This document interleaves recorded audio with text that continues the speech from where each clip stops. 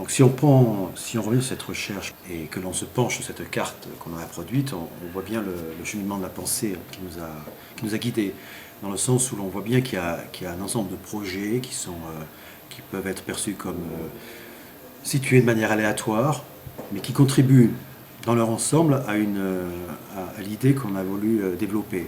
C'est-à-dire qu'on a voulu approcher la question de la transition énergétique autrement que par une approche technique, c'est-à-dire en y ajoutant des objets, des machines, voilà, des équipements. On a voulu penser la transition par le territoire, et en regardant un petit peu comment le territoire avait des potentiels pour pouvoir contribuer donc à ce renouvellement des énergies. C'est-à-dire qu'il y a des connexions entre énergie, entre alimentation, donc repenser le système aussi agricole, entre déplacement, entre construction, matériaux, etc. Donc il y a des boucles de rétroaction entre tous ces différents leviers, et comment au final ça crée un système. Voilà, donc là sur la carte, on voit bien que l'on n'a pas quelque chose de régulier, mais que l'on a ponctuellement différentes opérations qui participent à la construction d'un système ville-campagne. Et c'est pas l'un qui produit, l'autre qui consomme, mais c'est des choses beaucoup plus transactionnelles, comme dit Martin Vanier. Il y a toujours cet horizon ville-campagne qui demeure, mais qu'il est aujourd'hui en reconstruction. Sur la dimension qualitative de l'énergie, puisque effectivement souvent l'énergie est abordée par les masses et par des grands nombres. Finalement, peut-être que notre modèle ou notre référence, ou plutôt notre source d'inspiration, c'est la question du vernaculaire. C'est-à-dire, le vernaculaire, c'est ce qui est là, c'est ce qui est attaché au lieu, le vernaculaire. Donc, qu'est-ce que c'est que l'énergie vernaculaire? Parce qu'on a un paradoxe à dépasser dans notre société technique, contemporaine, rapide, pressée. L'énergie, c'est la vitesse, c'est du déplacement, et c'est une forme d'abolition de l'espace, de la distinction entre les espaces. Et cette mise en accélération, elle est possible à force consommation d'énergie, jusqu'à une limite qu'on est en train d'atteindre. Et le système pré-industriel, le système pré-énergie fossile, c'est un système à faible énergie.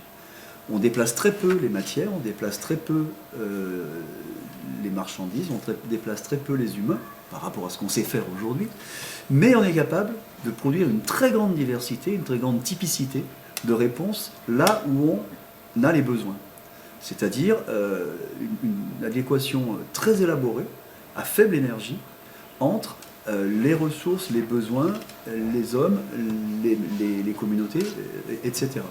Et c'est dans cette structure-là qu'on a une inspiration. Il ne s'agit pas de faire l'apologie du vernaculaire, de revenir au vernaculaire en tant que réponse universelle, mais d'observer comment cette articulation fine, finalement assez savante, entre le lieu de production, les ressources locales et les savoir-faire locaux, dans une économie du peu, est capable de nous inspirer aujourd'hui.